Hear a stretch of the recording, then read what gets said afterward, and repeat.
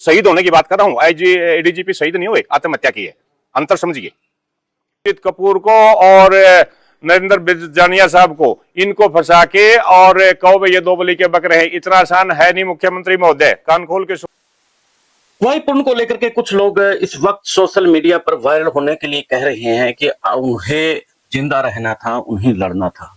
लेकिन साथियों, जिस तरीके से आज स्थितियां देख रहे हैं, मरने के बाद इंसान की जो सहानुभूति है वो और ज्यादा उसके प्रति बढ़ती है। तो अब मर करके भी उसका पूरा समाज और जो बुद्धिजीवी हैं अन्य वर्ग से, यूं कहें कि तमाम लगभग जो प्रदेश का है 60 से 70% लोग उनके साथ खड़े हैं और देश का भी लगभग 10 से 20% उनके साथ खड़ा है। तो वो इंसाफ नहीं दिलवा पा रहा है। 7 दिन से भी ऊपर का टाइम हो गया है उनको सुसाइड किए और अब तक उनको इंसाफ नहीं मिला है। तो क्या वो जिंदा रहते हुए इस सिस्टम से लड़ पाते? वो सिस्टम से लड़ भी रहे थे। कल मैं संदीप भारती के साथ, उसके साथ एक बुजुर्ग व्यक्ति है, मुझे नाम तो उसका याद नहीं है, उसकी मैं वीडियो सुन रहा था और वो कह रहे थे कि वो कायर है, कुछ ऐसे शब्दों का इस्तेमाल कर रहे थे। एक बार उनको भी सुनिए आप। बड़े सीनियर आईपीएस अफसर को आत्महत्या करनी पड़ी। मैं इस परिवार से भी थोड़ा सा जुड़ा हुआ इसलिए हूं, मैं जिला शिक्षा अधिकारी था कैथल में और मैडम पी अमनीत कुमार जी वहां डिप्टी कमिश्नर थी, मैंने उनके साथ काम भी किया है। दुख की घड़ी है, मैं अपनी संवेदना व्यक्त करना चाहूंगा सबसे पहले। दूसरा, क्योंकि ये मुद्दा किसी ने भी आत्महत्या कर ली, किसी भी दबाव में किसी के घर में हो गया, वो बड़ी दुखदायक स्थिति होती है।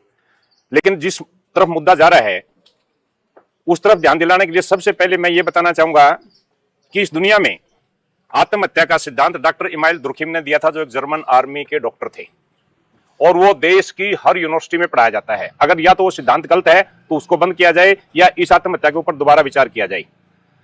डॉक्टर इमाइल दुर्खिम का आत्महत्या का सिद्धांत क्या है कि कोई भी व्यक्ति तब आत्महत्या करता है जब उसके मन में यह आ जाती है कि मैं दुनिया को मुंह कैसे दिखाऊंगा।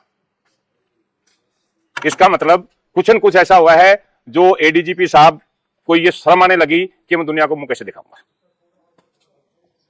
इसके ऊपर चिंतन करिए। आत्महत्या की है एडीजीपी साहब ने, उनकी हत्या नहीं की किसी ने। दूसरी चीज, उसके बाद भी ये दुखद है, मैंने पहले ही कहा दुखद है।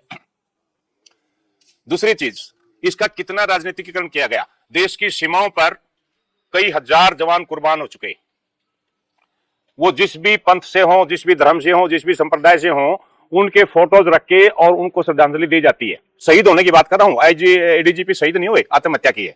अंतर समझिए। क्या वो जिस पंथ से, जिस धर्म से संबंध रखते हैं, जिसके प्रति श्रद्धा रखते हैं, क्या उनके फोटो उसके साथ लगाए जाते हैं? ये गंभीर राजनीति की जा रही है कि भीमराव अंबेडकर का फोटो रखा गया उनके सामने, उनके बराबर। और अगर किसी ने आज से पहले देखा हो तो मुझे बता दो। ये वहां से एक गंभीर राजनीति, किसी यानी कि मौत के ऊपर राजनीति है। ये राजनीति करने वाले लोगों को दुख नहीं है उनकी मौत का, बल्कि वो राजनीति कर रहे हैं। मैडम पी अमनीत कुमार जी बड़ी आदरणीय है, मेरे लिए डिप्टी कमिश्नर रही हैं। उन्होंने भी एक चीज कही, और मैडम बहुत मारी बात कही आपने। ठीक है, आप दुख में थे, तकलीफ में थे, शायद सोच नहीं पाए। ये किसी को क्या कह रही है, ये अंबेडकरवादी थे और दलित समाज के लिए काम करते थे। अगर दलित समाज के लिए काम करते थे, तनख्वाह किसे लेते थे? ये बेइज्जती कर रहे हैं एक अफसर की जिसने सेवाएं की है देश में, एडीजी तक रहकर उन्होंने सबकी सेवा की है।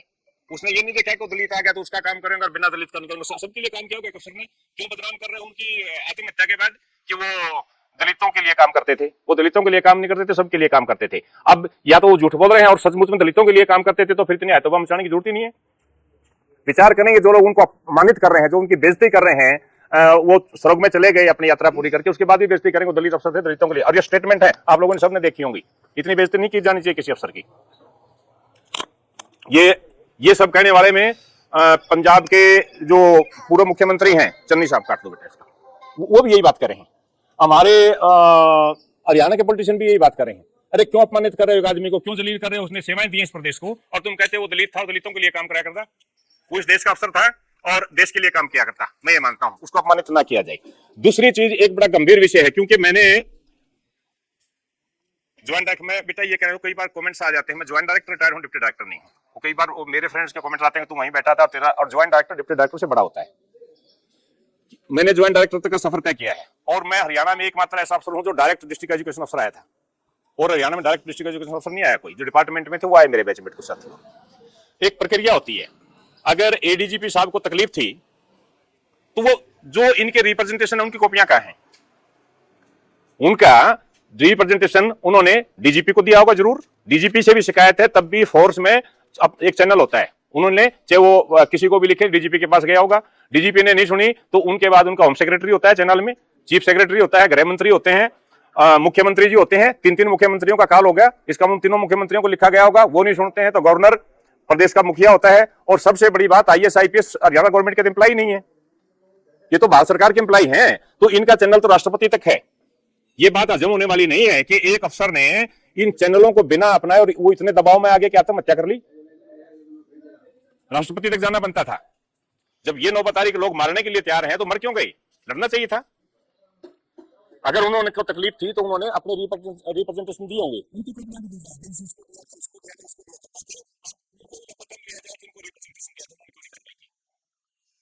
नहीं दिया तो फिर इस बात का जिस ढंग से प्रचार किया जा रहा है वो नहीं किया जाना चाहिए। अगली बात, सरकार करना क्या चाहती है? मैं तो वर्तमान मुख्यमंत्री से बात करूंगा। मुख्यमंत्री महोदय, वो कह रहा है, अगर चीफ सेक्रेटरी अनुराग रस्तोगी जी मेरे डायरेक्टर रहे हैं शिक्षा विभाग में, बहुत अच्छी तरह जानता हूं, जितना मैंने उनको समझा बहुत ही ईमानदार और बहुत बड़ी अफसर हैं। हो सकता है उन्होंने गलती की हो, अगर ये सरकार उनको बढ़िया और ईमानदार मानती थी तभी रिटायर हो चुके हैं, आप सभी को पता होगा। अनुराग रस्तोगी साहब रिटायर हो चुके हैं, उनको 6 महीने का एक्सटेंशन दिया गया। एक्सटेंशन किसको मिलता है? कोई बहुत बड़ी अफसरों को उसी को मिलता है ना। आज के डीजीपी शत्रुजीत कपूर साहब बिजली बोर्ड के चेयरमैन रहे हैं। बिजली बोर्ड के चेयरमैन का स्टेटस चीफ सेक्रेटरी से भी बड़ा होता है, उस पर रहे हैं। इसका मतलब इसी सरकार के कार्यकाल में रहे हैं, इसका मतलब सरकार उनको आउटस्टैंडिंग अफसर मानती है।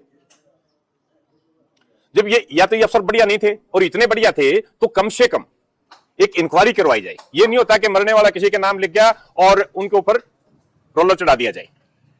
आपने चीफ सेक्रेटरी को भी नहीं बख्शा दी तो सरकार कहां बच गई? फिर तो मुझे लगता है कि मुख्यमंत्री महोदय को त्याग पत्र दे देना चाहिए। फिर ये एसपी जींद रहे हैं, बिरजानिया साहब, क्या है ये, नरेंद्र जी, क्योंकि मेरी रिहायश मेरी झोपड़ी जींद में है और ये जींद रहे हैं, मिला भी हमें 1-2 बार, मेरा ज्यादा वास्ता नहीं पड़ा। लेकिन जब नू में एक धार्मिक जुलूस के ऊपर देशद्रोहियों ने हमला किया था, उससे भी सबसे मजबूत एसपी नजर आया हरियाणा में और इसको फटाफट नू चेंज किया। यानी कि जब सरकार को लगता है कि वहां मर भी सकता है तो वहां नरेंद्र जैसा अफसर चाहिए। एक कमाल की बात है कि एडीजीपी रैंक के अफसर को और एसपी ने तंग कर दिया, उसके दबाव में आके मर गया। बड़ा आसान सा काम है। अब स्थिति क्या हो गई है कि समाज में एससी ऑफिसर्स एक तरफ और बीसी और जनरल के अफसर एक तरफ। कितने दिन सरकार चलेगी? कितने दिन समाज चलेगा? अगर मुख्यमंत्री महोदय के बस का नहीं है तो त्याग पत्र देके जाए, एक तरफ कोई और देख लेगा जिसके बस का होगा। और नहीं तो अगर वो ये सोचते हैं कि भाई डीजीपी को, शत्रुजीत कपूर को और नरेंद्र बिरजानिया साहब को, इनको फंसा के और कहो भाई ये 2 बलि के बकरे हैं, इतना आसान है नहीं मुख्यमंत्री महोदय, कान खोल के सुन लो, और नहीं करने देंगे। अगर तुम सबको जाति, मैं तो हर सभा में कहता हूं जाति व्यवस्था नहीं, हम सबके सब आर्य हैं, लेकिन अगर तुम्हारी दाल रोटी इस जाति में ही चलती है तो फिर हमने भी किसी जाति में जन्म ले रखा है, कान खोल के सुन लो, कुछ नहीं करने देंगे तुम्हें, क्योंकि तुम गलत हो। हमें हमारे बच्चों को बचाना भी आता है, उनकी प्रोटेक्शन भी करना आता है, उनको गलती करने से रोकना भी आता है। ये हमारे छोटे भाई भतीजे हैं जो नौकरी कर रहे हैं। अगर कोई गलती पर है तो उसकी गलती, ये कॉन्स्टिट्यूशन का कोई क्लॉज ऐसा नहीं है कि किसी का नाम ले दिया और उनको आप फांसी पे चढ़ा दो। एक गवर्नमेंट की चिट्ठी है, चीफ सेक्रेटरी चिट्ठी है मेरे पास, यानी तो मेरे घर में पड़ी होगी। मुख्यमंत्री को, सारे अफसरों को पता है कि किसी की कोई भी शिकायत आ जाए, इवन हमारे पास वो चिट्ठियां आती थी एज एन ऑफिसर कि किसी कर्मचारी की कोई भी पॉलिटिशियन शिकायत करता है तो कंप्लीट इंक्वायरी करके उसके ऊपर कार्रवाई करें, बिना इंक्वायरी के कार्रवाई ना करें। तो आप डीजीपी और चीफ सेक्रेटरी के ऊपर, एसपी रैंक के अफसरों के ऊपर बिना इंक्वायरी के कार्रवाई शुरू कर रहे हो। वो चीफ सेक्रेटरी की चिट्ठी सरकार की चिट्ठी होती है, कहां गई वो आज? आप सुप्रीम कोर्ट के एक सिटिंग जज के नेतृत्व में एक एसआईटी बनाइए और जितने लोग गलत हैं सबको सरेआम फांसी दीजिए, हमें कोई इतराज नहीं। लेकिन ये नहीं कि किसी ने नाम ले दिया और 10-15 फिर वो 12-14 आदमी के नाम थे, बाकी 12 कहां गए? फिर ये चीजें होने नहीं देंगे। मत बांटो, समाज को मैं हाथ जोड़ के निवेदन करता हूं, मत बांटो। और अगर तुम फिर भी इसको काटने के लिए तलवार लेके खड़े हो तो गंडा से लेके हम भी आएंगे। मैं खुली चेतावनी देता हूं, समझ जाओ, यही रहना है। और मैं पब्लिक से भी ये कहता हूं, मेरे समस्त भाईचारे को ये कहता हूं कि इन पॉलिटिशियन का कुछ नहीं बिगड़ना। इन लोगों को लड़ा के, इनको भिड़ा के, इनके सिर फुड़ा के और शाम को एक गिलास में बैठ के दारू पियेंगे, एक कटोरे में से मीट खाएंगे। सरकार की कार्रवाई से खुश नहीं है जी। उनकी 2 घरवाली हैं जी, वो कह रही है कि भाई हमारे साथ अन्याय किया जा रहा है। देखो, मैं ये कहना चाहता हूं, वो एक बहुत सीनियर आईएएस अफसर हैं और मेरे से ज्यादा जानती हैं। सरकार की कार्रवाई से खुश नहीं, सरकार को कार्रवाई करने का मौका तो दो। मैं मैडम पी अमनीत कुमार जी से कहना चाहता हूं सरकार को कार्रवाई, और क्या वो इतनी सीनियर आईएएस अफसर उनको पता नहीं है सरकार की कार्रवाई कभी कोई जांच होगी, जांच रिपोर्ट आएगी, उसमें उनको खुद लगता है, उन्होंने बहुत सी इंक्वायरियां की होंगी खुद अपने जीवन में, उनको लगता है इंक्वायरी ठीक से नहीं हुई तो री इंक्वायरी करवाइए। उनको लगता है ये आदमी इन्वॉल्व था और इसको इस इंक्वायरी में किसी ने छोड़ दिया तो उसकी दोबारा उसके मुद्दे रखिए। सरकार कार्रवाई करे तब करें, जब कार्रवाई करने का मौका नहीं दे रहे। पूरे मामले को जातीय रंग दिया जा रहा है, इस पर क्या कहना? मैं तो यही कह रहा हूं, मैं तो कह दिया, पहले ही कह दिया कि जातीय रंग दिया जा रहा है, क्योंकि इनके पास अपनी रोटी दाल रोटी रे राजनीति चलाने का और कोई तरीका बचा ही नहीं है। मतलब कोई मर गया तो भी उसकी जाति देखो, कोई जन्म ले गया उसकी भी जाति देखो। मेरा फेसबुक पर कॉन्स्टिट्यूशन क्लब ऑफ इंडिया में एक स्पीच है 17 मार्च 2017 का, मुझे वहां जाने का मौका मिला था, सर्च कर लेना। और वो जाति व्यवस्था ये लोग क्या करते हैं इसी के ऊपर स्पीच था, लंबी बात है मैं नहीं बता पाऊंगा। ये जाति व्यवस्था, क्योंकि उनको हमारे से बेवकूफ मिलते ही नहीं, क्योंकि वो जाति के नाम पे गाड़ी देंगे, फिर मैं इसमें पूछूंगा तेरी क्या जाति है, मेरी जाति का तो छाती का लगा लूंगा, दूसरी का हो तो इसका किमिन किमिन नुकसान करूंगा, ये मेरा नुकसान करेगा। नुकसान किसको होगा? हमें हो रहा है, इनका क्या बिगड़ता है रामखोरों का? कहीं ना कहीं सरकार इन अधिकारियों को आरोपी मान रही है, इसी वजह से बिजरनिया जी को तबादला करके उनको तो पनिशमेंट दे दी है, बाकियों को भी मिलने जा रही है। तो इस पे क्या कहना आपका? जो प्रशासन के साथ ऐसे होने लगा तो आम नागरिक के साथ कैसे क्या होगा? मैं तो सीधा सीधा ये कह रहा हूं, सरकार किसी न किसी को दोषी माने, बिरजानिया को भी माने, चीफ सेक्रेटरी को भी माने, उसको भी माने, लेकिन जांच तो करवाए, क्योंकि किसी को दोषी मानोगे तभी जांच होगी। किसी को आप दोषी नहीं मानोगे, जांच किसके अगेंस्ट होगी? आप सबको दोषी मानिए, 14 के नाम उनको मानिए, जिसके नहीं उनको मानिए, लेकिन उनकी जांच तो करवाए किसी अथॉरिटी से। बिल्कुल गलत है, ये सरकार का बिल्कुल गलत है, डेमोरलाइज कर रही है सरकार काम करने वाले अफसरों को। मैं थोड़ी देर पहले कह रहा था कि इसी सरकार ने चीफ सेक्रेटरी अनुराग रस्तोगी साहब और डीजीपी शत्रुजीत कपूर साहब को आउट ऑफ वे पोस्टिंग दी है, एक ईमानदार अफसर होने के नाते। चेयरमैन तक बनाया है बिजली बोर्ड का, जो बहुत बड़ा पद होता है, किसी भी ऑफिसर से बड़ा पद होता है, उन पदों पर बैठा है, इनको एक्सटेंशन दिया है। ये अच्छे अफसर मानने तभी किया है जब सरकार इनको बहुत बड़ी अफसर मानती है। किसी एक आदमी ने लिख दिया कि इन्होंने मेरे साथ ज्यादती की, तो इसका मतलब सरकार की असेसमेंट गलत थी आज तक की, और हो सकता है कि सरकार की असेसमेंट गलत हो, जिस अफसर ने लिख दिया वो बिल्कुल सही हो, उसकी जांच तो नहीं चाहिए। बिना जांच के किसी के खिलाफ भी कार्रवाई गलत है। इस मामले में क्या कार्रवाई रहेगी आपकी, जैसे आप लोग इकट्ठे हो रहे पंचायत के रूप में? ये डायरेक्शन तो आपने उसको सुना। तो दोस्तों बड़ा मुश्किल है ये दौर है जो, और जो कहते हैं ना कि मरना इस बात का इलाज नहीं था, आदमी वैसे ही नहीं मरता। खास तौर पर एक आईपीएस रैंक ऑफिसर जब उसके ऊपर पड़ती है, जब रास्ते बंद होते हैं, जब चारों ओर से घिरता है, तो इतना बड़ा कदम शायद तभी उठा पाता है। आज लगभग, जैसे मैं पहले बता चुका हूँ, 7 दिन से ज्यादा समय बीत चुका है। परिवार के साथ प्रदेश के लोग सड़कों के ऊपर है, वहां पर बैठे हैं, जुलूस निकाल रहे हैं कि उनको इंसाफ मिले, लेकिन इंसाफ उनको फिर भी नहीं मिल रहा है। तो आप अंदाजा लगा लीजिए, जब वो इस सिस्टम से लड़ रहे थे, टकरा रहे थे, तो उसकी स्थिति उस वक्त क्या होगी, किस तरीके से वो लड़ रहे होंगे सिस्टम से। इसमें सबसे महत्वपूर्ण एक बात और निकल करके आई है कि जिस तरीके से पहले जब किसी मुस्लिम को टारगेट किया जाता था, तो मुस्लिम को टारगेट करने के साथ में उसको बदनाम करने की कोशिश होती थी। अब ऐसा ही कुछ दलित वर्सेस चौधरियों के बीच में हो रहा है। एक दलित वर्ग इंसाफ की लड़ाई लड़ रहा है, तो दूसरी तरफ चौधरियों में कुछ लोग, पूरा वर्ग नहीं, चौधरियों में कुछ लोग इस वक्त उसको बदनाम करने में जुटे हैं, जो कतई सही नहीं है। जब इंसान मर जाता है, खासतौर पर सुसाइड करता है, और चीजें सामने आती हैं कि असल में हुआ क्या है, तब तो और भी गंभीर मामला हो जाता है उसके प्रति जुड़ने का। राजनीति करने के वक्त कुछ और होते हैं, वायरल होने के, फेमस होने के वक्त कुछ और होते हैं, लेकिन ऐसे वक्त में मेरे ख्याल से, मेरी अपनी पर्सनल व्यक्तिगत राय दूंगा मैं यहाँ पे, कि ऐसा नहीं करना चाहिए। यहाँ परिवार के साथ खड़ा होना चाहिए, पूरे सिस्टम के साथ खड़ा होना चाहिए। आज वो मरा है, कल आप भी उसका हिस्सा हो सकते हैं।